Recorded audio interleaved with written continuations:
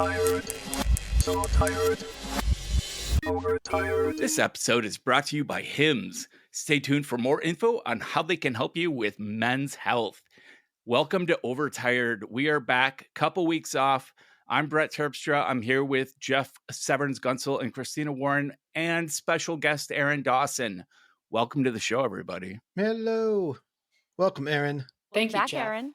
Thank you, Christina. Thank you, Brett. I just want to thank everybody. That's right. Erin, introduce yourself. I have something to say about hymns first. Mm. I think I know what hymns is. And do they also work for like lady boners? Well, it depends on Very the good. type of lady, I guess. Right. Well, ladies that could nominally achieve. Like, how's that work? That's a really fair good question. question. We may have to contact their ad department to find out how they want to spin that.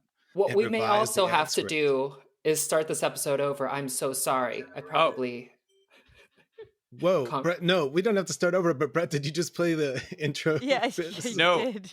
it's the same voice. My website just generated because the current giveaway ended at noon.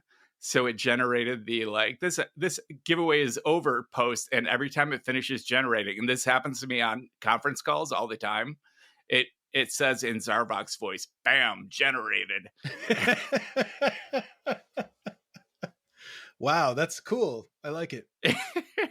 I love Zarvox. Anyway, All right, Erin. Let's make this about me. Yeah. Hello, my name is Erin Dawson. Full disclosure, I work with one Brett Terpstra. That is what I do for a living, which is to work with Brett. Less so than you used to. We've kind of moved to different Yeah. themes, but yeah. I hate that. But in my real life, my waking life, my sober-ish life, I am a musician, and more specifically, a black metal musician with a project called Genital Shame, for which I just got back from a tour a couple weeks ago. Started in Chicago, played my hometown, Pittsburgh, went to Montreal, Baltimore, Brooklyn, Boston, and ended in Cincinnati. And really, Nice. it was kind of uneventful. Usually with tours like this, you're spending 6 hours on average a day in a van with, boys with, may or may not have stomach issues. So that have good smells. that could be an atmosphere creates in the van where you look up and you can start to see cloud formation. But I'm happy to say, by the end of it, I want to spend more time with these people. My backing band is a band in its own right called Stander from Chicago. But when we're on the same label, so when we tour, they're my backing band. But highlights include playing Brooklyn. We played St. Vitus. I don't know if you're familiar. St. Vitus. Yeah, it's I don't know if you're familiar, Christina, but it's sort of a metal institution in Brooklyn. And 2 days after Genital Shame played, they were shut down. Hopefully temporarily. They still are for noise ordinance stuff. Damn. Okay, and Slid what part of in Brooklyn right is it under in? the what part of Brooklyn is it in? Greenpoint. Greenpoint. Okay, so all right, so it's been gentrified a lot, but still to get a noise Yes. ordinance complaint, that's impressive. Honestly, that's My pretty baller. brother owns 2 bars in Greenpoint and Williamsburg next to each other, and he has to have the neighbors. He has the neighbors' numbers on his cell phone. They call him directly instead of a noise complaint, and it happens all the time. And he has At to least- really talk them down. That's cool to keep the cops out of it. Yeah, directly exactly. contacting your Yeah, I was neighbor. gonna That was his say. thing. Is he's like, hey, can we talk about this? Yeah. Yeah, right before I moved, they there's this backdoor area from this restaurant that was right next door to us, and I didn't mind so much. It's just that it was the patio area, during the weekend, fine, but during the week, I'm not gonna lie, I kind of felt like I was becoming an old person because if it's 2:00 in the morning and there's a backyard full of people just partying, you're kind of okay, I don't have any choice here. Can you not? But I still, never in my wildest dreams, I could never even conceive of calling the police for noise complaint. Like it's just I too far for have me. I have called the front desk one year at Mac Stock. I was trying to sleep because I was presenting the next Oh morning, yeah. and it was so noisy. Someone was just having a riot. So I called the front desk. I'm like, hey, I'm in this room. Could you please ask the people in this room to quiet down? Turns out the next day that it was some of my best friends, like at the conference, and I had called essentially called the cops on them, Yeah. which Well, I mean, I admitted to. Sorry. well, I mean, the thing is like it's okay to like be told to like quiet down. When it's annoying is if somebody asks you if you can quiet down and it's after like 11 p.m. and you won't. Yeah. Then I think it's like, okay, now you're Satan, and now actually, like, if the cops are called, I'm actually completely fine with that. You know what I mean? Like, One strike, you're out. well, no, I mean the thing is, like, we had an incident where I live. And like I pay way too much in rent for this stuff, but I'm on the 7th floor. The only thing above me is the roof deck. And so we have really high ceilings, and there was like a massive party happening. And I think like it was, I was ignoring it until I think like 2:30. And the thing is no one's supposed to be on the roof deck after I think like 11. And like they would not shut up. And then they were like rude about it. And then they were like taunting about it. And I was like, okay, I'm actually going to like file a complaint with the, building that I pay too much money for. I think Grant called the cops. I would never call the cops still because fuck that. But like, also everyone there to be just to put it out there, everyone at the party and everyone who is like in the building is extremely white and extremely privileged. So there's like no risk of, all Sure. you're doing is wasting the cops' time, which Sure. I mean, honestly, who cares? Okay, so you played the last Playing show as far as anyone knows. The last One of show them. at St. Yeah. A band called Genital Shame. Yep. I love yeah.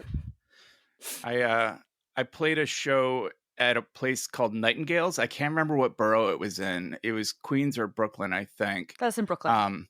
And they told me the next day that they were closing indefinitely. I don't know if they ever came back, but as far as I know, at least in the year 2000, I played the last show at Nightingales. Well, there with is the Nightingales in Brooklyn, Debauchkoods. but It I was probably really have fun. it wrong.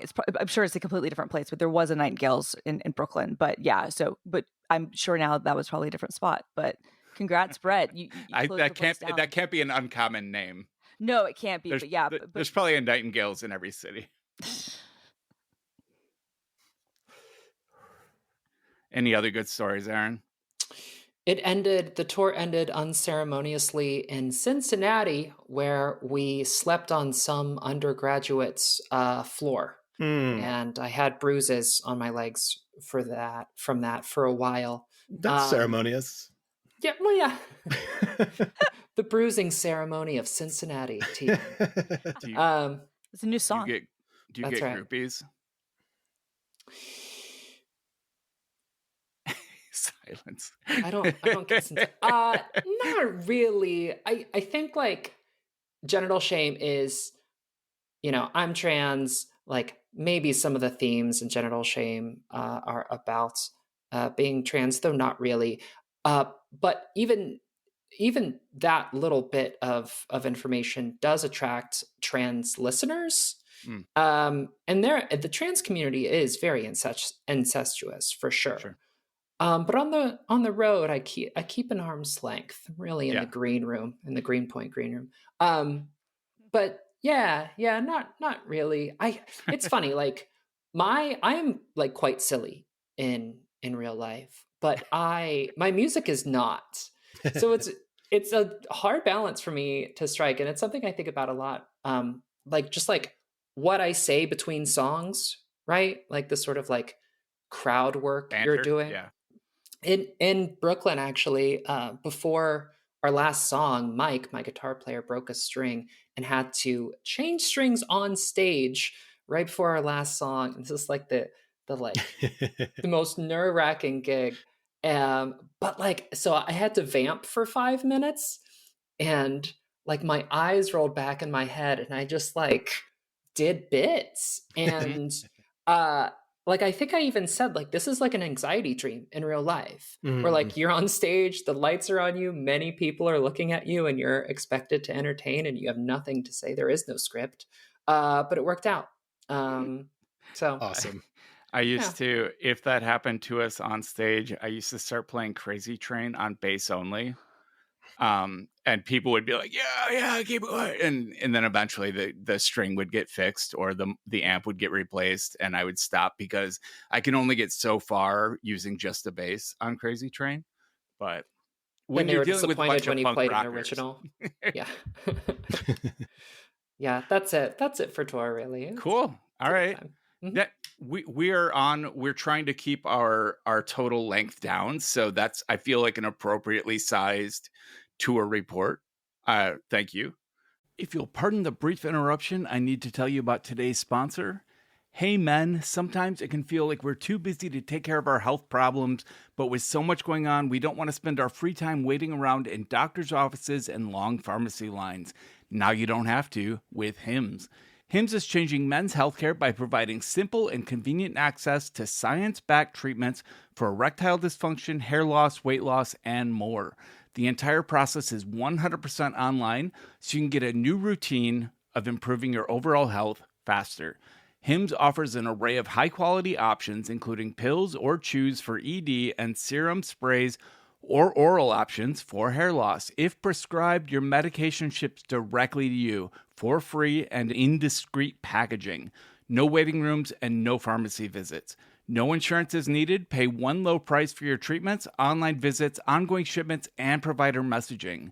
You can even manage your plan on the Hims app, track progress, and learn more about your conditions and how to treat them from leading medical experts. Start your free online visit today at hims.com/overtired. That's HIMS.com/overtired for your personalized treatment options. hims.com/overtired. Prescriptions require an online consultation with a healthcare provider who will determine if appropriate. Restrictions apply. See hims.com/overtired for details and important safety information. Subscription required. Prices vary based on product and subscription plan. Let's do a relatively brief mental health check-in. Okay, I'll start. Because I figured that Brett probably has things that he wants to go with. Unless As Erin, usual. unless you would like to start. Okay. So I just got back from South by Southwest. I was in Austin for 6 days, which that's a long time. South by was good. I haven't been in a very long time, and I certainly haven't been since the pandemic. The vibe was kind of weird. I'm not gonna lie. Um, it's big, and I know it's been big for a long time. Um, it was but at this point, like, I think it's like a few things, like they're still kind of coming back from the pandemic, figuring out what it is. And then South by, like, when you and I used to, did you ever go, Brett? I can't remember if you ever. Yeah. Yeah. Yep. Like when we used to go, like back in the day, like it started out as a music thing, then it expanded to a film thing, then interactive was like this tiny little part that quickly became like the biggest part of the whole show. Then all the marketers took over, and then they like got like education and health and all these other like little offshoot things, which whatever. um and I stopped going. This time I feel like they don't know, like it's too big, in my opinion, to still try to be kind of maybe like through like one like 10-day period, because it takes over the whole city and no longer just the downtown area. Like you have to, like, to go to certain screenings for certain movies, like you have to go like far away, which sucks. um and certain installations and certain like events would be literally all over the place. I feel like, I don't know, maybe it'd be better if they used this as a time to, I'm not saying necessarily be smaller, I'm just saying like refocus. But it's not my thing to make those decisions. GitHub had a party there, which was in a fun location, like a great location, but also a hard to find location. But that was fun. I saw some good panels. I saw some movies. I did karaoke sober. I mean, I got drunker as it went on, but I had to do it sober to begin with, which was the most horrifying thing in my life. So, like, I have so much props for you, Erin, for like going out and doing like actual like live things, because I realized I was like, oh, I can't sing for shit. Like I used to have a decent voice. I don't anymore. And you're never more aware of that than when you're in a karaoke room and you're sober. I don't remember if it was South by or CES, but I was at a karaoke bar with the Engadget crew, and Tim Stevens did Ring of Fire, and it was so good. Oh, he And would, of course he'd be good. yeah, and then I immediately followed him trying to do Sweet Child of Mine after a sizable number of drinks, and it was. I'm still embarrassed. Wouldn't I'm have still gone well for mortified thinking Axel about either. it. Yeah, I started out with Taylor Swift's "I Knew You Were Trouble," and it was again like I can do that song if I'm drunk or have a little more, like liquid courage. The lyric sheet was also slightly off for how they were doing like the pacing on some of the line hits, which like fucked me up. Once I had like 2 vodka cranberries and I was still sober, I did Madonna's Material Girl. That went much better. But then like as the night went on, like it was fun. But it just, I guess, my mental health is okay. I'm still ADHD as fuck right now. But it was nice to be around people, which is good for me. And I was able to actually run into some former Engadget people from way back in the day. Mostly they're at the Verge now. When I was at South by the first day when I got in, I wound up having drinks with a lot of people at the Verge and the editor-in-chief of Wired and some other folks. So that was Cool. nice. But yeah, no, Was I it? mean, sorry, go on. I'm sorry, just while we're still talking about South by, was Yeah. it well attended? Because both Brian Alvey and David Hamilton posted pictures of their plane into Austin, and it was completely empty, like Yes. at the very beginning of the conference. So that's the interesting thing, and that's I think why I have a hard time kind of like grokking like what was the attendance, because I think they were trying to say, oh, there's 100,000 people or something, and I wouldn't doubt that, but because it's spread all over the place, I don't know. Like I got in on Thursday night, and I wasn't able to get a direct flight, so that says it right there. And I only got in as early as I did because it was $800 cheaper for me to stay in a hotel longer. Mm-hmm. Which Yep. okay, so it was one of those things. I was like, well, if it's going to be cheaper for me to stay 2 extra nights, fine. But some panels were empty, some were full. Like OpenAI did. The guy who runs product for ChatGPT, who was very good. Like they should put him on stage a lot more because he was very reassuring and a very good speaker and like nice and he was great. Like that was in one of the main ballrooms in the convention center, and it was not only packed, there was like overflow.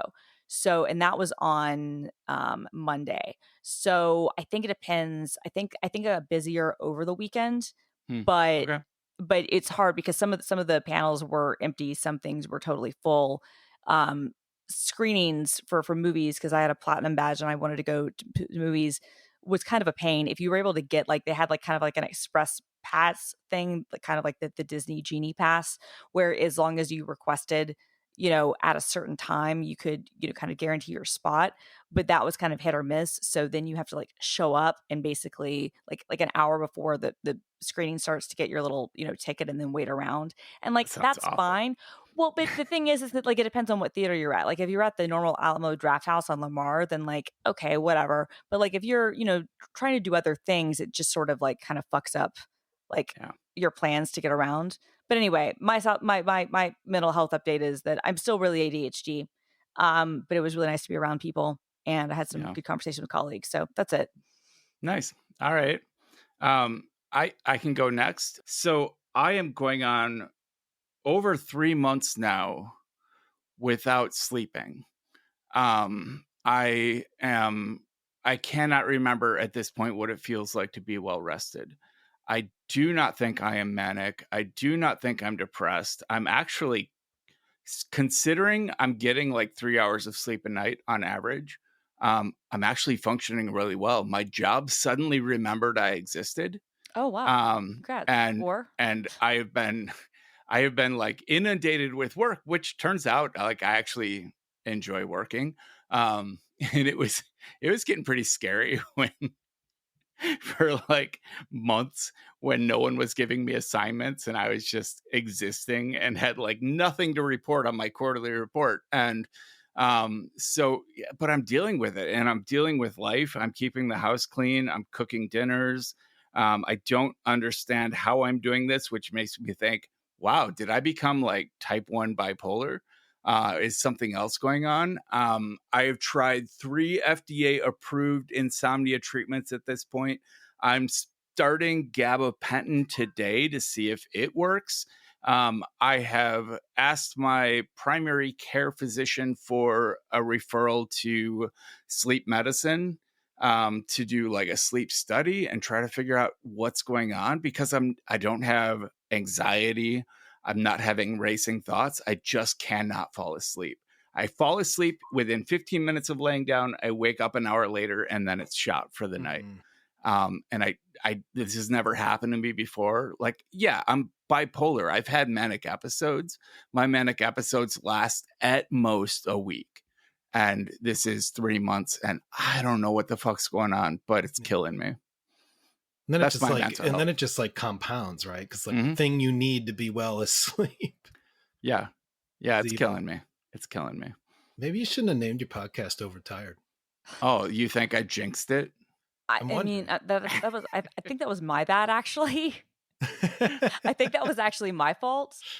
But Oh, speaking to the you was the two I of you. remember this conversation in an elevator. it wasn't an elevator. Yeah. And I don't remember who said it first, but we were both 100% agreed. No, we were both 100%. Yeah, I can't remember who said it either. I think that one of us, said just really overtired, and then I think we were like, "That's it. That's the name of the pod."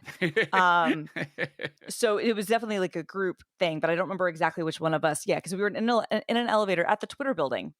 Yeah. Yep. X. R.I.P. It's called X. No, it was called Yep. Twitter then, and that's what we're still going to call it. I just like to troll. I know, but I like to troll back. So yeah, Troll with me. No, get on that sleep study for sure, Brett, because that's not. So do you know definitively that you're only like, have you like worn an Apple Watch or anything? Like, do you know like how much REM sleep you're getting or anything like that? I do wear an Apple Watch. I have not actually bothered looking at stats because I look at the clock all night long. Like I'm not up working. Like I No. when I'm I get manic. that. No, what I was saying though, it's useful if you wear your Apple Watch at night. Like I don't, because I have baby wrist, so I have to wear like the small Apple Watch, which means the battery life is bullshit. And if I have to like, it's just dumb to like sleep in it. But for me, and I'm not one of those people who's yet at the point where I'm like, yeah, I'll buy a watch to sleep in. Like, no, I can get like a Fitbit or something. I think they still make Fitbits, but they can. But if you wear it, like if you look at the stats, like it'll actually be able to tell you like what amount of Where like deep sleep is happening, and so because that'll help with the sleep study, because it's bad that you're only getting 3 hours of sleep, but like I'm hitting REM. I will have 2 to 3 crazy dreams in a night with only like a total of 3 hours of actual sleep.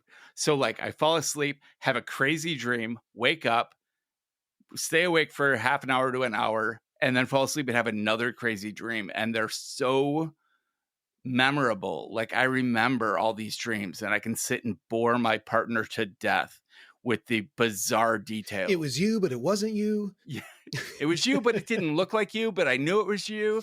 And yeah, it was. So there's this artist named David Usher. He was in Moist, but he's an amazing solo artist. And in the US, you can't stream anything before like the live version of the Mile End Sessions. And he has 3 albums before that I absolutely adored and can no longer find. And what's his name? I'll find it for you. David Usher. I've looked on torrent sites. I cannot find it. If you find it, let me know. Yeah, I'm in private music trackers, so just give me a few minutes. What's private music tracker? Oh, we can get to well, so what I ended up doing, I ended up ordering actual musical CDs that I'm going to find a way to rip to MP3s so I can do this. But I had this dream that I met this girl who, like as was mentioned, was L but wasn't L, and they agreed to sing the discography with me from memory while we were having sex. and it was the weird, like Lights on, lights off. I woke up singing lyrics to like some of my favorite David Usher songs a couple of times, and then fell back into this dream where I was just singing David Usher songs with a girl while we were having what I will say was unsuccessful sex. It was laborious. Okay, Well- so what years do you need? Because I'm seeing Strange Birds from 2007. I If need God Had Strange Curves. Birds. Yeah, God Have Curves and Morning Orbit. Okay, what about Hallucinations from 2003? What? There's an album called Hallucinations. I've never heard that one. Welcome to our new segment, Find My Music. Yeah, exactly. Yeah. Okay. Well, I'll grab that for you. There's yeah, send me everything you can find. There's also little songs from 1998. Yes. Oh my God. Little Songs was what got me into David Usher. I haven't been able to find that anywhere. If I find found them all these- instantly. Yeah, I oh my got God. you. Save me. That's amazing. All Yeah, right. I got you. You've made my day. I'll shut up for the rest of the We show call him now. White Usher in Minneapolis. Other Usher. Well, if you search like Pirate Bay for David Usher, you get a bunch of stuff from David Guerra featuring Usher. Featuring Usher, that makes sense. Yeah. So I don't know how much we want to, fuck it. I've been part of these communities for 2 decades at this point. So there used to be a music tracker called Oink, the Pink Palace, which was a private music tracker that was shut down Wait, by is the it like fucking Oink feds. colon the Pink Palace? Well, it was known as the Pink Palace, but it was called Oink, OINK. And like it had a pig as its mascot. It was great. It was genuinely the best music site in the entire earth. Trent Reznor was a member. In fact, we talked about it during one of the times that I interviewed him. The Apple people were really not pleased with that, but whatever. And that was shut down by the feds in like 2007 or 2008. And then kind of a hydra of that called What CD launched, and that was great. And then What CD was shut down by various feds. This is all overseas. None of these people were dumb enough to host things in the United States in 2016.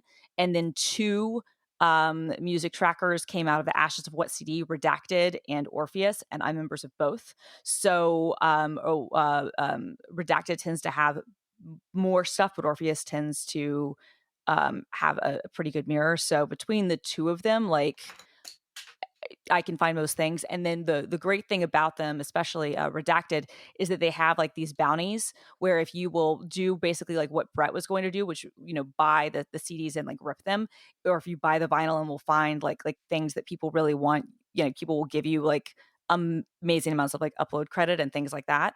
So oh my God, it's the BBS days all over. Oh, again. completely. It's completely Wow. BBS days. But again, upload credit. I haven't heard upload credit for so long. Well, yeah, because you have to maintain a ratio, but the ratio you can maintain as long as you just seed shit forever. But like, so if you have a seed box or if you have an always on computer, you're fine. But yeah, no, all of this is a throwback to like, like literally when I was in college. So, but yeah, long story short, there are, if it's been physically made available, if there's like a rip on it, I can usually find it. And I need to just get off my ass and rip one of my Taylor Swift vinyls because somebody wants a certain version off of one of those songs and is willing to give credits.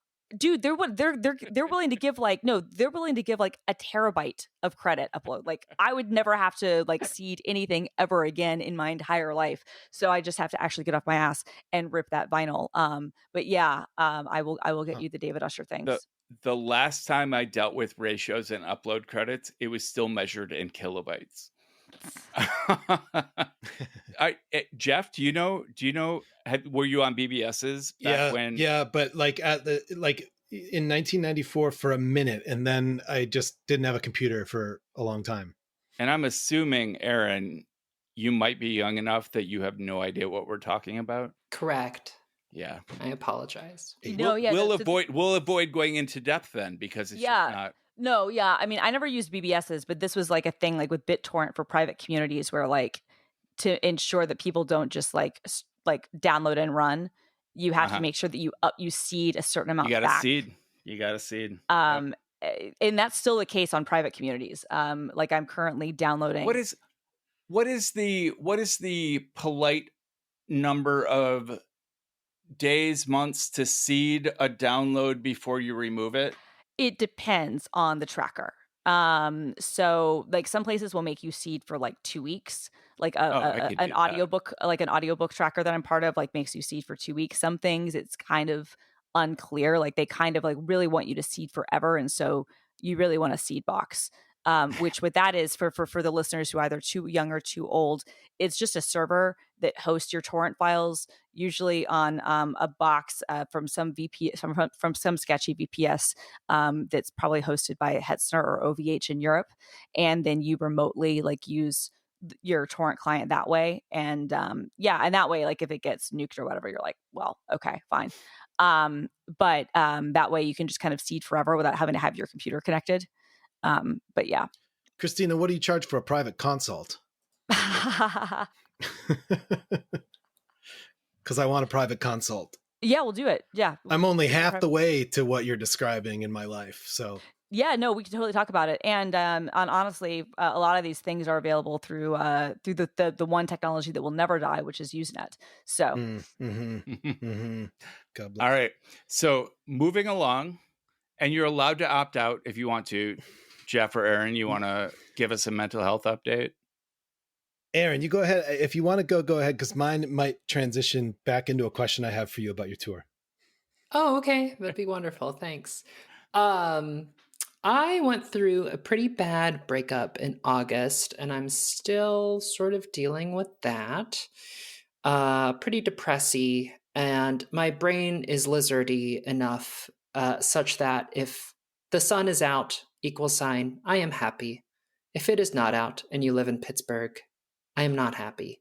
And unfortunately, I live in Pittsburgh, and so that's been rough. I've been thinking a lot lately about singledom and how you're sort of unconsciously or subconsciously treated in a friend group or in a community when you're single. That like there is a kind of invisibility you have as a single person, and that invisibility is like really lonely. I have as many friends as I did when I was in that relationship, but it just like without exclusion, like I Rolodex all of my, I'm old enough to say Rolodex, I guess. Sure. I Rolodex all of my friends mentally, and I'm like, we're nominally still buds, nothing's changed, except it has. And so why? And it's maybe a little reductive of me to be like, well, I'm single now. But I do think the correlation is there, and it's just like been bumming me out in a way that like my subconscious will get a like Victorian style plate and put like heaps of resentment on it and be like, hey, how good does this look? And I'm like, damn, I'm like licking my lip like pretty good.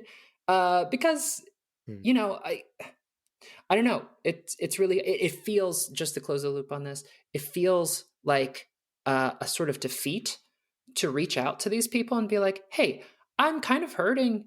I'm a little bummed that you haven't reached out. Like, have I wronged you? Like, what's going on? I'm really lonely. That doing that feels either humiliating or something like I should rise above that. I should hold out. Well, but what is holding out getting me? Nothing. More resentment. So I'm trying to be better. Do you have to reach out like that, or can you just reach out and say, hey, I haven't heard from you in a while. What's up? And then let it develop? Because like I would feel just as weird as you're talking about if I was like, hey, I haven't heard from you and it hurt my feelings. So I've already done this, unfortunately, with I believe like you. 2 or 3 people. It seems like an obvious solution. For sure. Like we're all busy, and without going into the very it feels like every podcast I listen to does this, we'll like have we'll make a point, and that point is attributed to how bad capitalism is. So I'm going to avoid that, right? Appreciate that. No problem. But we're all busy because of capitalism. And I've like built this theory. Let me know your opinion about this real quick. This rashly assembled theory. Okay, so we all have a certain kind of a certain amount of energy. When you are coupled, when you're in a relationship, when you're in a partnership, that energy primarily goes into your partnership. What you have left to take care of your body, pay the bills, go to the gym, whatever, you keep. And what's left is usually very, very little. Hmm. And so for single people, all that main person energy that would go into a partnership is evenly distributed and available. But if you are single, but if you're partnered, you don't have that. So there's a mismatch there. And so I'm trying to attribute my sort of resentment to a structural imbalance for which they're not choosing to slight me, right? So I've already reached out, and at this point it's like, gosh, some people come in your life and some people leave, and let sleeping kitties lie on your chest and move on.org. I don't know. Is it, oh God, nice work. Is it where does this overlap with the thing about almost like having to, the really terrible thing of almost like having to split up friends in a breakup? Yeah.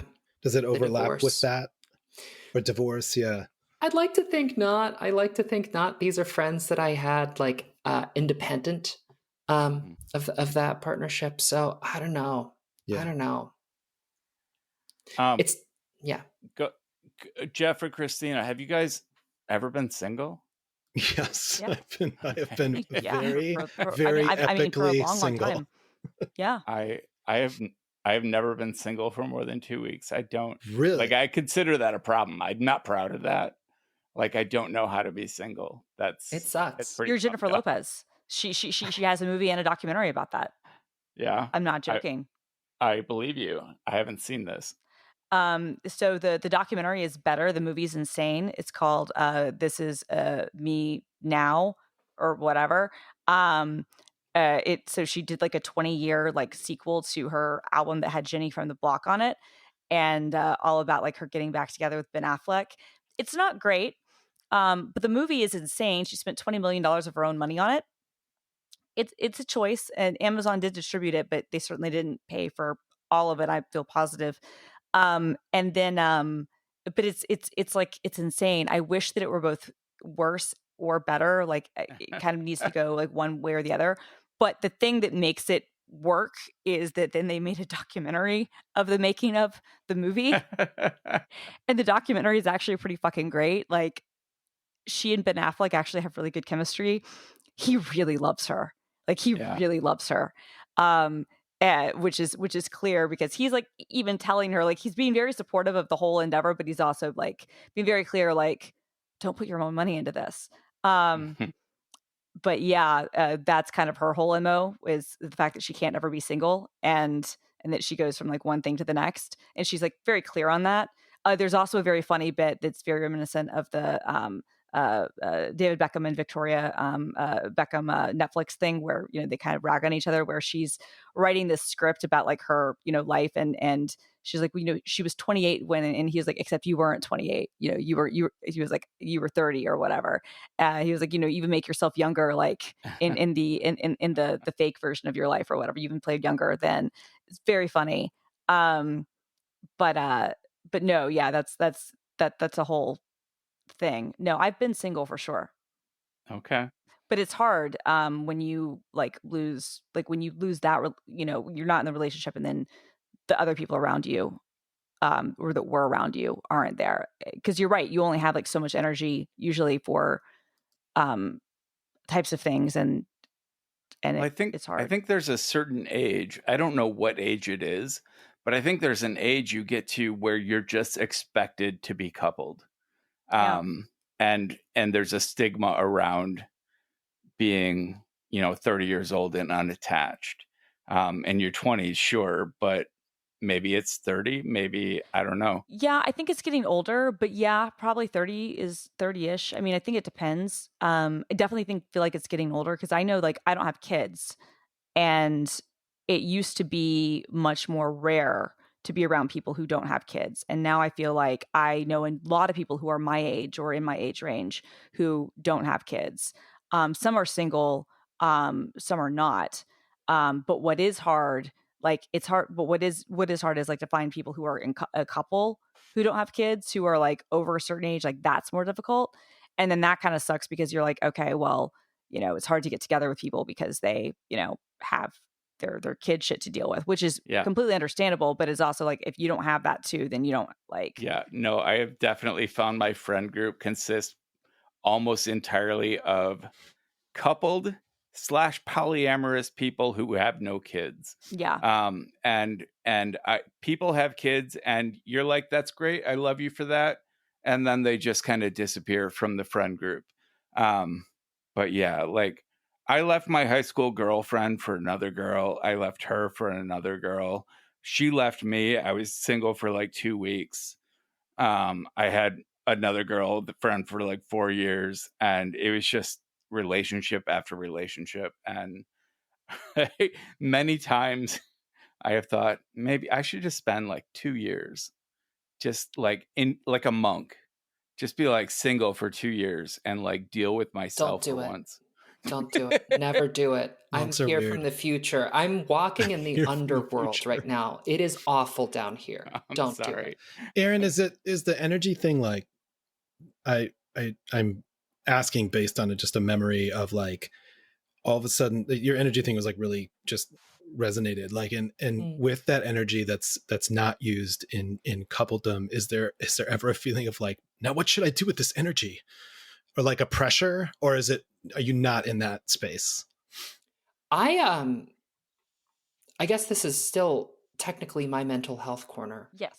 So I've never been bored in my life. And I think the reason for that is because I have maybe father issues, and those father issues are tied to an idea that your worth is dependent on entirely your ability to produce things, your productivity. Oh, so it's not, you've been bored because you haven't allowed yourself to be bored. Yeah. Interesting. So I always have stuff to do, and I always have music to make, and I can always go for a run, and I love running, and I can always get better at like making a pad thai or something. Like there's always shit for me to do. I don't know if that's healthy. I mean, let's call a spade a spade. It's very likely not. Right. But that's where my energy goes into. So yeah. Yeah. So, side note, I have been, every time someone uses a what's the word for, not like a cliche, like call a spade, I have to question, is that racist? Does it have racist roots? I looked it up. Spade that phrase is not racist. It has no racist origins. Just as a point of interest. Like I have this intuition. So many of the things that I say without thinking twice about it, because it's just always been part of the vernacular, have turned out to have very racist origins. Yeah. But that one, despite sounding racist, weirdly isn't. Hey, good. Fantastic. Love this. I deal with that a lot I have two teenagers, and especially my 17-year-old is like really good at just giving me a little face if I say something. I'm like, shit. Just from the face, I'm like, okay, hold on. No, I get that. Yep, I'll try to drop that one. Nothing terrible, right? Like subtle stuff that you're used to with everybody your age. You've already like, in my case, I've already stripped all of the most obvious horrible stuff a long ass time ago. It's not like using a slur. It's just no, it's just like, yeah. Well, no, and sometimes like the idioms or whatever, like, you know, might have had like those origins, which is terrible, and I'm not defending it, but like language does change, you know, and so it's always hard to know that too. It's like, well, in this era, like, you know, like in 1920, it meant this. It's like, okay, when did it like culturally shift, right? Oh, okay, here, so, I'm sorry for the tangent here. No, go for it. But I posted a meme that talked about, it was Gandalf saying 1 monitor, 2 monitor, now where's my cursor? And it was funny. And somebody, I don't know it, but somebody I used to work with was like, it's not called a cursor, it's called a pointer. A cursor is the text insertion point in a word processor. And I'm like, yeah, I know that. Actually, I'm like, well, actually, right. that's called a caret. Right. And That he's is called a like, carrot. I know. That is called a I carrot. know. And I'm like, language changes. Yes. Like cursor does mean your mouse pointer now. It does. It does. Like they're like technically correct. Yeah, it is pointer, but no, like it's changed. And we might not like that it's changed, and we might still want to use the original thing, but it's like you have to accept. No, the definition of this thing is no longer. Yeah, I will kill people who say irregardless because it's not a real word. But I had to give that up. But Webster's added Correct. it. I had to give that up. Right? Yeah. Exactly. Yeah. Pedants? How do we say this? Pedants. I probably call them pedants. I call them pants. Yeah, because you're being like pedantic. So I don't know. So I call them a pedant. Yeah. Okay. Oh, Jeff, do you want to squeeze a mental health corner in here before it's before we're half an hour in? No, definitely. Erin, you were talking about vans. First of all, so I was from like 95 to like 98. I was in a band with my brother and my best friend who I started music with, and we toured a lot, and I put out a record. I loved that life so much. But what it gave me is that when I see a band now, my first thought is, I know what their van smells like. I mean, unless they have a bus, but usually it's like those people walk on stage. I saw the band Yob recently from the Pacific Northwest. Yob walked on stage, and I was like, you know what? I bet that van has just a hint of good smell, kind of incense, maybe Nag Champa. Surely for sure. You know, right? That van, But others, you're just like, oh Christ. I can smell that van from here. I can smell it from here. Yeah. Yeah. I mean, I've never spent a lot of time like with people like touring or whatever. So I don't know that, but something tells me that most of the vans do not have a good smell. There's a certain scent. There's that thing about how all living creatures who aren't humanoids like eventually evolve into a crab or whatever. Like most van scents eventually evolve into like a Cheetos scent. Yes, yeah. Or corn. I don't know. Even if Cheetos aren't involved, it still skews. You so get like bizarre. the corn smell. Yeah. It's Yes. amazing. It's amazing what you can get used to.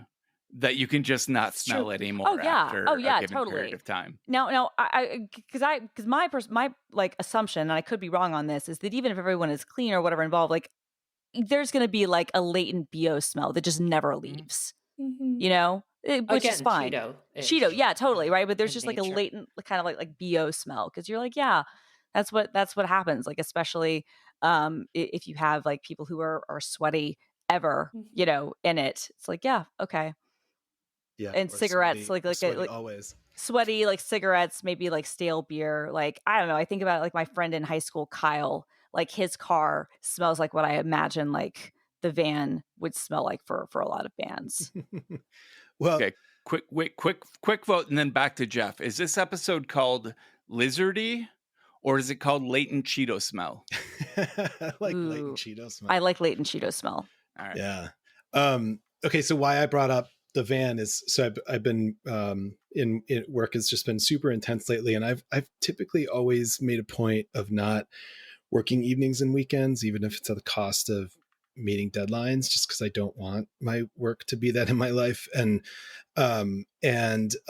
also I've been working with like a client that I just don't love or relate to or feel like any kind of connection to. So why does this matter? My experience of being in bands, I mean, really from the 8th grade, but like definitely going out and like making your not living together on tour is like, I was in a band with people I loved. One of them was my brother. I loved these guys. I loved being close to them. I loved being squished in with them. And we were on a mission, and we made music we really loved. We made music that like was very intentional, something we meant to do, right? Like we meant to do it. It wasn't, we weren't falling into anything. And we felt such a connection. And then you go out on the road and you are like a rogue, band of whatever. And that feeling is one that I don't think many people know. And I don't think many people know the feeling of like almost lawlessness, like nothing applies to you in a way that's really beautiful. I love the feeling of only eating at truck stops and just, you know, like being in sort of the weird back lanes of capitalist America, really, if you're at truck stops, right? That's what it is. And I loved that feeling so much. We run a small record label, so you also had that feeling with the record label. It's just a couple people there, and they're fighting for you, and you know, if they're doing their job well. And it's you against the club owners most for the most part, right? Like sometimes you against the drunkest person in the club, but like that feeling of shared mission is one that I realized, and I realized over and over again, I need and demand to a point that's unrealistic. And sometimes when I'm unhappiest at my jobs in my, you know, like, I don't know, 20 some years of career now, what I'm unhappy about is I resent having to try to push something forward with people I don't feel a sense of mission with, or that sense of just like, really intense sort of like going against everything to do this thing you love and not worrying about what it means exactly at any given moment, just knowing That's that real. in the doing That's of it, real. right? And so you helped me make that connection that I haven't made in a long time, that like what's been hard is I've not only been working too much to hit a deadline, which is over now, but I've been doing it in a way that's like I feel totally isolated and alone. I don't feel like I have mission partners, and who needs that shit? I mean, we all get it, but who needs it? No, it sucks. It's the worst. Yeah. So And I don't know if that. So your mental health is good then? I mean, no, it's getting better because I cleared this deadline, but I had probably one of the hardest professional weeks I've ever had. Like I had physiological results that are like impacts of it that were like, they scared me. I was like, I can't die like this. Like Right. it's not worth it. I do like my work overall. Like it's meaningful work, but like I can't die over this. Like I had a scary moment where I was like, wait, what's this? And yeah, the merry band and not always merry band of roving rogues is a model that I always insist on having a little bit of. And just the last thing I'll say about that, it's almost like when I first took like anxiety medication, the reason the way my therapist convinced me was like, what you need at the very least is a reference point for what it feels like to not feel like what you always feel like, right? You want to be able to say, oh, okay, now I have felt something different. And then see what that means, see how that causes you to make whatever different decisions, ask different questions, whatever it is. And like having that reference feeling of feeling truly that free, even though you were just like, I was a dishwasher, I made no money, I was using my mom's Amoco gas card to buy like microwave sandwiches at the gas station, right? But like I felt free and spacious. And so having that reference is both a blessing and a curse. Yeah. So anyway, absolutely. But my question for you then is actually a black metal question. I am curious where black metal came into your life first, and then where it came into your art. Oh, cool. What a considerate question. Thank you. Sure. Yeah. I had a guitar teacher at a really young age who was into metal. At that point, I had gone through a few phases in which I thought Metallica was the height of musical achievement. And then I heard Dream Theater and Rush. And we were all there. Yeah. Right. Yeah. Music that doesn't sound like this is beneath me and beneath all of us. Why is anyone else listening to anything else other than there are good drummers? Yeah. Yeah, exactly. And then I started taking classical guitar lessons with this teacher, but he was a metalhead. And I knew that he was a metalhead, and I talked to him about those bands. And he was not into Dream Theater. And I'm like, what do you like then, if not that? And he was like, Catatonia, Opeth, Bloodbath, Bathory, Pestilence, Atheist. And I'm like, what are those bands? Not that they're all black. Shows you the logos, you can't read them. Yes. Correct. And so he burned me some discs and just spun those a lot, especially Catatonia. And I just fell in love with it. And I am so thankful for that, because if I heard black metal for the first time as an adult who didn't really like metal, I'd be like, get this away from me. What is this noise? This is awful sonic sound. Awful sonic sound. Cool phrase. So I'd always been a metalhead, but I went to school for music. I was in like math rock bands, did that kind of thing, but I was never in a metal band myself as a metalhead. And so I was on a jog a couple of years ago, and it just like hit me.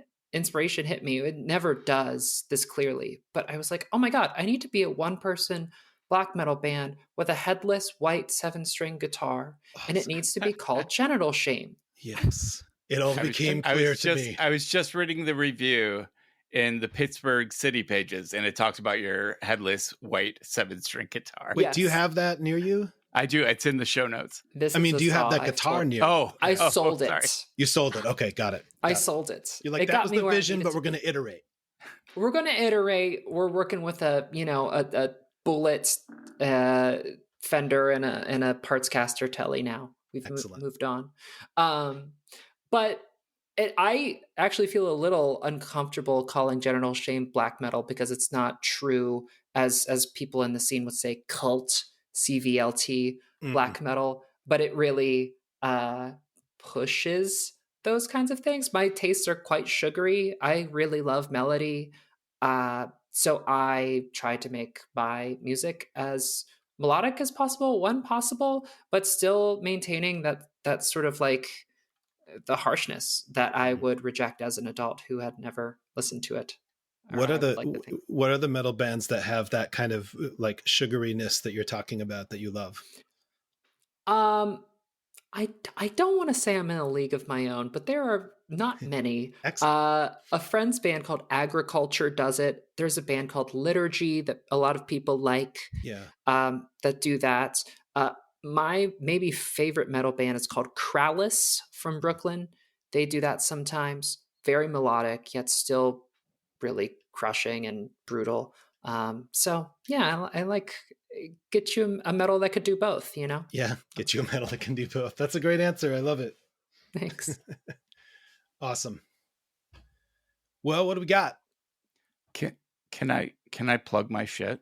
Yeah, please. Let's talk. Let's talk about your stuff. We talked last time we were on a few weeks back. I had launched Dimspirations or Dimspire.me with all of the Dimspirations I've made over the last couple of years. I just wanted to plug that there's now merch. If you go to dimspire.me/store, you can buy what I would say are very clever t-shirts, coffee mugs, and even calendars. I don't mean to toot my own horn, but they're genius. They're unbelievable. And it's amazing that I've made a total of $170 off this. Yes, off this store. That's walking around money. You don't sleep, I'm man. That's good. Brett, I'm gonna be honest. I'm actually really impressed by that. I would not have expected. That's actually much higher than I would have expected. If I could be completely candid. But the most fun part of it is I made yesterday in under half an hour. I made a URL shortener for dimspire.me. So I can use dim.moi, M-O-I, dim.moi / and then your typical bit.ly 4-letter string. And I can short link any of the Dimspirations on the site. And I can also link them if the Dimspiration is called, say, self-critical in the URL. I can just do dim.moi /self-critical and it'll link to the full URL with UTM query strings, so I can actually track. Yeah, I built a URL shortener. It's way easier than you think. No, so awesome. I was going to ask you what you use for your URL shortener, because I have one that I have for my my Drop Cloud account or whatever, but I've wanted to either build my own or have my own hosted, because I have a number of different short URLs that I would like to use. So I'm curious how you built yours. If you did it completely from scratch, used another project. I used there's a repo. There's an 11-year-old repo on GitHub that I'll link in the show notes that I just kind of hacked. It's PHP. Mm-hmm. It's just PHP and MySQL, and it took me maybe 15 minutes to hack it to do exactly what I wanted it to do.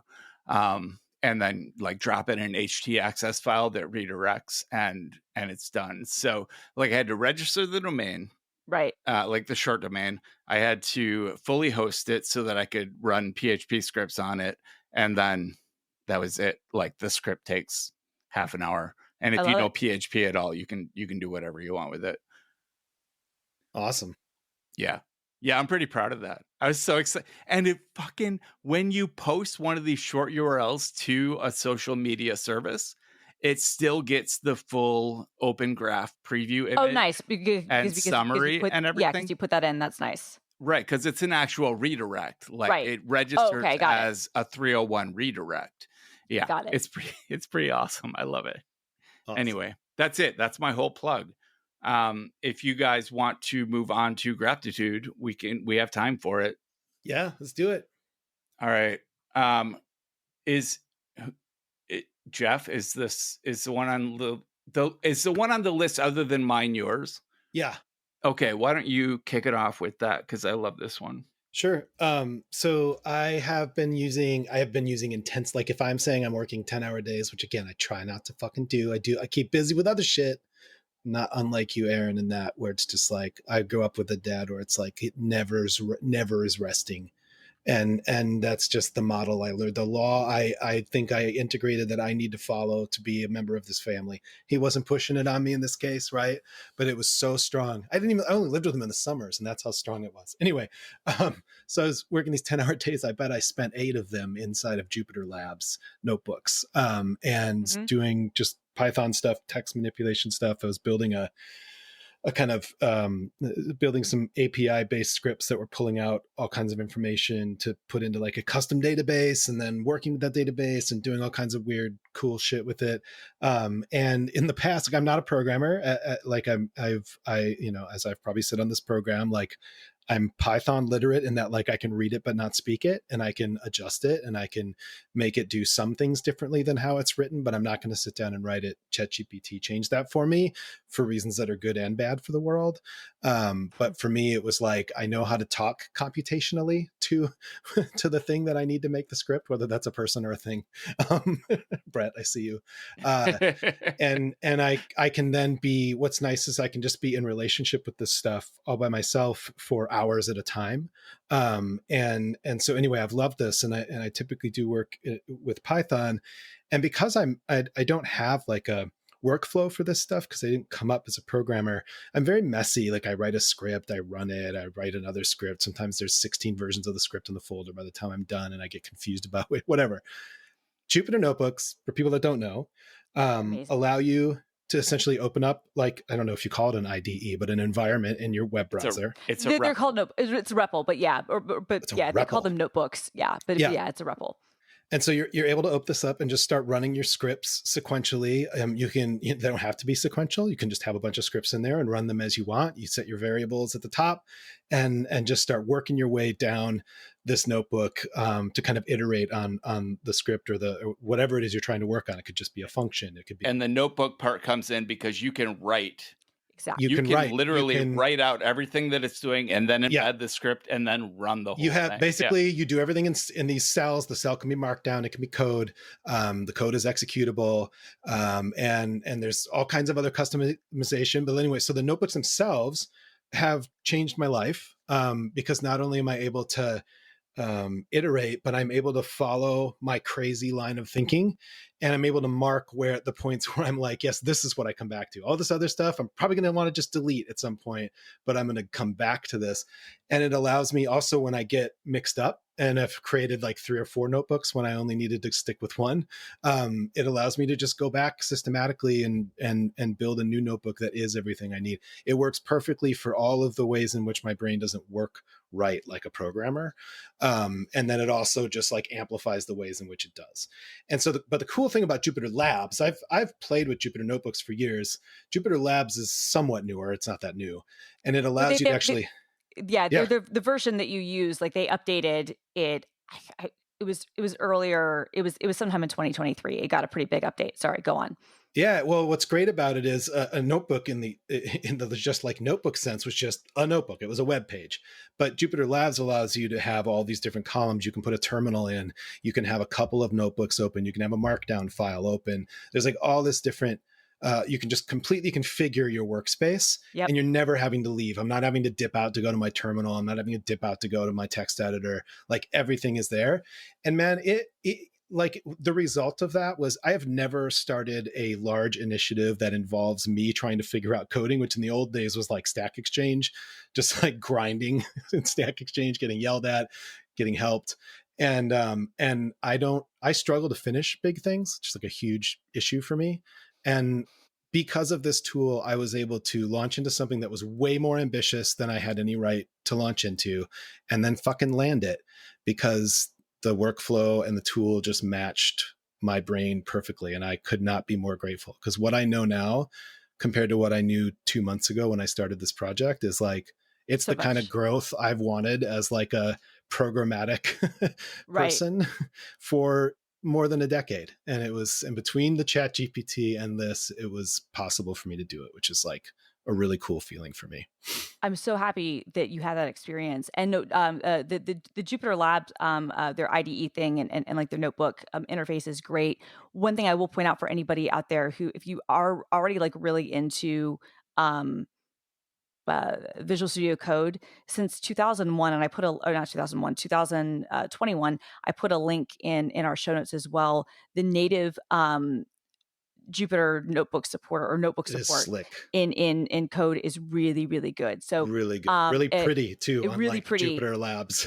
Yeah, they take a slightly different approach. So some people might prefer, like the Jupyter IDE or the notebook approach. But if you, for somebody who already uses a lot of things in VS Code for writing, for other things, because I know a lot of people who will use VS Code primarily for writing in Markdown and stuff like that. The native notebook support is really, really, really good. And then there are things like, for instance, like at GitHub, like we even have like an issues notebook, because there's a notebook API available for Visual Studio Code where people can build their own extensions that do very specific notebooky things. So like there's one for GitHub issues, for instance, which is great, because then you can actually like fuck around with your issues and your PR queries and do all of your testing and stuff there, like in your REPL and your text editor. Yeah, having to it's like it's stuff. Reproducible. Like I remember the first time I even saw Jupyter notebooks was at a investigative reporters and editors conference. They have a wing called the National Institute of Computer Assisted Reporting. It's still called that. Yeah. From back in the days when journalists would go rent space at like card computers. But anyway, the LA Times data desk people, they actually not only make data available that they use, but they make Jupyter notebooks available so you can just start working with it the way they did and kind of follow along. And that's a very gracious thing to do. Yeah. Anyway, nice. That's mine. That's awesome. All right, Christina, I love yours. I want to ask Erin, are you joining us for the gratitude? I totally neglected to give you a heads up on that. I expected it. You expected me to fail? Yes, that's exactly what I meant. I can make it real quick. It has oldie but goodie energy. We love App Cleaner. Oh yeah. Yeah. Right. Yeah. So new version of Ableton came out. Wanted to get rid of the older one. I use it all the time. I just used it recently, so it was on my mind. But App Cleaner. Yep. And it just cleans it out. Does anyone know? Installer. Does anyone know what the difference between App Cleaner and App Delete would be? Is it that App Cleaner goes and looks for all the preference files and stuff? I was going to say, I've never used App Delete. I've always just used App Cleaner. App Delete uses like some pretty basic Unix find commands to find like every permutation of an app's name or bundle ID, and it's brute force. That sounds risky. It does It does a really good job. Hazel also does pretty good. Yep. App cleaning, just removing the executable and the preference files. But I have not actually tried App Cleaner. So App Cleaner, so App Delete. I do you have a link for that one? Because if you Google for that, obviously, especially now with their AI bullshit, like you can't find anything. But App Cleaner, I've been using for probably 18 years. I want to say. Okay. Because it's a freeware one. They recently updated their icon, which is great. But it's like a free Microsoft.net is like where it lives. But like it used to look like kind of like a recycle bag like for your apps. But the icon has been updated. I found a review of App Delete that does not link to App Delete. Maybe it doesn't even exist anymore. Who knows? Yeah. So App Cleaner, because there used to be a lot of other ones, and I can't remember what they used to be called, but like most of them haven't been updated in a while. And I mean this, and obviously you can use other tools like Clean My Mac has a good uninstaller built in, and there's some other things. But what I like about App Cleaner is that like Ableton's a perfect example. Like sometimes like things will just be held in random fucked up places, and their uninstall programs don't always work. And sometimes there is an uninstaller, and sometimes there's not. And it's yeah. So I'm also like a big +1 on App Cleaner. That's awesome. I'm going to try that. Can we just talk for like 30 seconds about how generative AI was cool in the beginning, but it feeds off of the contents of the internet, and now a non-trivial portion of the internet is produced by ChatGPT, and ChatGPT is feeding off of its own fucked up information. And like it's incestuous. It's this it's series of inbreeding. Yeah, the snake is eating itself. Yeah. Well, and it sucks too because like some of them are different. So like the Microsoft Copilot, not to be confused with GitHub Copilot, don't get me started. The like which used to be like Bing Copilot or whatever is actually pretty good and is more up to date on certain things. But like to your point, you know, it can, it's all kind of like feeding itself. But the Google results, I don't know what the fuck Google is doing. Like they're so proud. They're like, we invented transformers. Yeah, but you didn't productize it, and your product sucks. So like the Google, you know, just the AI results that it'll give you at the beginning, it's like sometimes they'll sort of be there, but a lot of times it's just like a mashup of bad things. And I'm like, this is the worst of everything. Yep. This is genuinely the worst of all of it. I run a plugin in Firefox that gives me ChatGPT results in DuckDuckGo. Yeah. So and the sidebar, and they are getting progressively worse. Like if I'm searching for something that was answered on like Stack Exchange, I'll get a legit answer, but it won't be better than DuckDuckGo's own instant answer version, summarizing the accepted answer from a Stack Overflow question. Anyway, right. That's awesome that still holds up. Yeah. Okay. Christina, I want to hear about yours. Yeah. So mine, and actually you have used this before, so you can talk about it too, but I actually saw this on Hacker News of all places. I hate it when good things are found there. I'm kidding. It's the commenters. The commenters are the problem there, not the big time. Actually, yeah, I don't even look at that shit. No, but the curation is actually quite good. Love the curation. Yeah. So this is an app called MonoDraw, and it's an ASCII art editor for Mac, but it makes it really easy to draw like, kind of like ASCII charts and other things. Yeah. And like I not ANSI, but ASCII. Yeah. ASCII, right.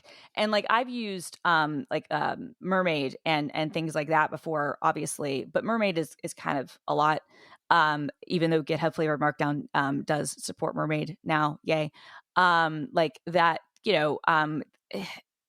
that's a lot to kind of keep in mind. But yeah, this is just a really nice app for building ASCII charts and the way that it kind of like the way you can focus in on the individual aspects that you want. Like they have a really good like a tutorial to getting started thing, which will kind of show you how a lot of different things work, and it's very similar how it's set up to any other graphics editor, but it's helping you create things that are actually pure ASCII. So it's really great. So between Figlet and MonoDraw, you can make some kick-ass readmes. Yeah. And you could do mind mapping stuff too if you wanted to do it for that. And then what I have to say, what I appreciate, like what made me buy it, I wasn't even in a position, like I actually sent this to our group a thread. I think I was actually in Austin. I wasn't actually like in a position to install it on a Mac. I saw it. I was like, oh, this looks pretty cool. I'm sending this to to our chat to remind myself about it, and also to remind myself for gratitude. But when I was like reading through the process, like the creator of this was like, I don't have any sort of DRM. I don't, I trust my users implicitly. I'm not putting any sorts of anything there. And I was like, okay, instant $10. Like it's $10, then the tax. But like when you go to the purchase page, it says Monodraw does not use activation or any other form of DRM. We have complete trust in our customers.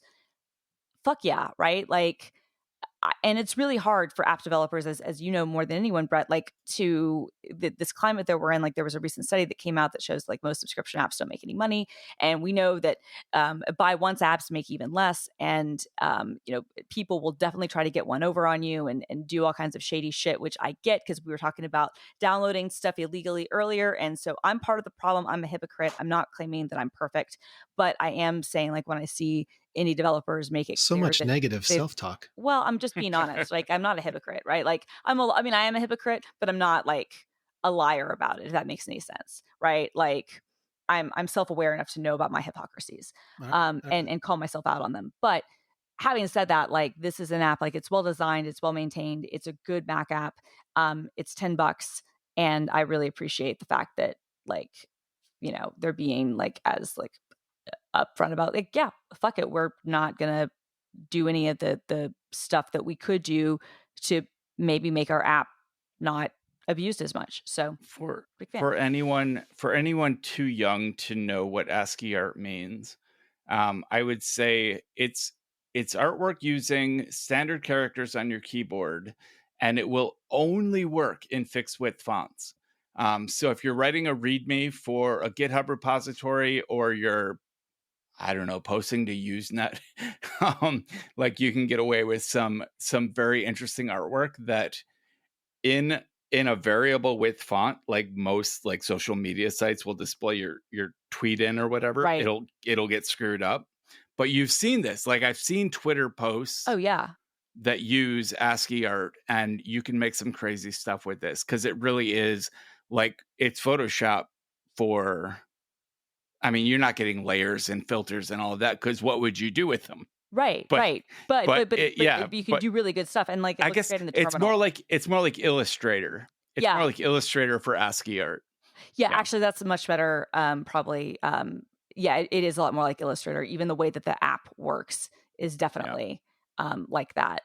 But it's great, and like if you wanted to make ASCII art for some reason because you like terminal shit, or you want to do a retro game, or again like you want to make your README file more readable, or if you're writing in plain text, which all of us, I think, on this panel are fans of, like you could put this in your Jupyter notebook, right? Like you could have it alongside this. You putting ASCII. I mean, you never could gonna get any fucking work done. Shit. I mean, you could, or if you could just like build like something out, like if you just needed to have like a graphical like overview of your REPL before you were able to kind of click through. It'd probably be superfluous to be completely clear, but it's there anyway. Yeah. It's a fun app. All right. Last one in the round. So I've used Font Agent for years because I have a fairly large font collection, and it just, you don't like to brag. Not to brag or anything. How many of those have you paid for, and how many of them have you found? I paid for most of them. Like I tend to buy font bundles when they're available. Like I will, if a font really blows my mind, I will spend money on an individual font. Same. But like for the stuff I do, like I want a selection of handwritten fonts. I want a selection of display sans serif fonts, etc. And so I've collected hundreds over the years, and I've always used Font Agent, which is not cheap and has ceased to function. As of Sonoma, it just doesn't launch anymore. So I went searching for a new font manager, and I got a bunch of recommendations. I tried a bunch out. What I ended up on is one called Typeface. I've used this for a long time. It's just got a really slick UI. It will show you, like, you can punch in your example text. It can show you a font in like web or book or magazine formats. Like you can see how the body text will look and everything. Easy to search, easy to tag, easy to categorize. And it basically, for what I was actually using Font Agent for, it does just as good a job. I can't remember the price. It was not terribly expensive. It's not. It's on setup, but it's also not expensive as I recall. Because it is. Let me look at it. It's $37 for one user. Yeah, like perma license, not subscription. Like no, one-time it's purchase. perma license. It'll unlock all the pro features, and then you get new updates for 12 months. So it's one of those things, but it is a perma license thing. And I don't really recall how often they actually add new features. Like that's, one of those things that it's not like I think like as long as they keep it functioning, I'm okay. I know they do, and because I've been using this for a long time because it's part of setup. And I was similar to you. I was using what was the app that the sketch guys had? They sold it. I don't remember. I don't remember. There was like a font manager app. Was it something B? Did it have B in it? No. And it wasn't the Suitcase because that's the really expensive one. Yeah, Suitcase is crazy. Suitcase expensive. is stupid. It's like the Quark guys. Oh, and if people are asking why should you use a font manager instead of using Fontbook, that's not a bad question. Well, here's the thing: for most people, if you have a small number of fonts, if you got 20 to 50 fonts, Fontbook is great. If you have 300, 400 fonts, right, Fontbook is unmanageable. Right, and the issue is that what happens is, and it's less of an issue as computers get more and more powerful, but the issue is that every time you load an application that can have access to fonts, it takes forever to load all those resources. And so it can slow things down. And so if you're using, Photoshop, or if you're using Illustrator, or if you're using another design program, like that can really become a bottleneck and slow things down. So again, this is like, it's becoming less of an issue, especially like Adobe products now, you kind of don't need it because of the way that their cloud font stuff works. You can kind of enable sets and whatnot, but that's sort of the thing you can do with a font manager is you can kind of say, okay, I want to enable these sets for right now. And so now when I'm using this particular context, it will have these enabled because this is what I'm using for this project, but I don't need to use all these other ones. But I do know, for instance, but there's some, for instance, like my mono space fonts that I use for coding and whatnot. I have those installed in Fontbook all times, right? But there are, if you're like Brett and I and you're a font hoarder and you've got like thousands and thousands of variants, and I'm like, I don't need this all the time, but I would like to potentially be able to browse these in an easy to access way. Something like Typeface is great. What I also like about Typeface is that it does a good job of being able to go through like Google Fonts and other services like that and help you easily download from there, which you can do through Homebrew and other sources, but like this is visual. So yeah. And it's beautiful. Like as far as a Mac app goes, it's got all your nice smooth transitions and like and native UI, and it was the best that I tried. I am enjoying it. And like you said, like being able to temporarily activate like a set of fonts when you need them without, like with Font Agent, I would go through my reboot process, and for about 5 minutes after a reboot, it would just be notification after notification of like, we've activated all of these fonts that you didn't specifically, they're auto activated, but it got messy. It got real messy. So I'm enjoying Typeface is cheaper and simpler, and I enjoy it. Did you hear about this from Merlin? I did not. Did you? I think so. Yeah. Huh. I heard about it. I asked the question. I was like, Font Agent stopped working for me on Mastodon. What are you guys using? And Mastodon is, I know it's not for everybody. I know it's mostly for nerds, tech people, but I get answers so quickly to all of life's problems. Like I got into vinegars recently. I was a hot sauce guy and a coffee guy, and now I'm apparently a vinegar guy, and got all these recommendations for like where to buy Vermont vinegars, and Mastodon's just a font of information for me. Font reference. Oh shit. I don't get it. Buys Bell, brings it home, rings it. I love it. All right. Well, Erin, thanks for being here. Erin, it was so nice to meet you. My pleasure. Joining us. You guys get some sleep. Will you get some sleep? You all get some sleep, fuckers. Don't tell me what to do. Bye. The system is going down now.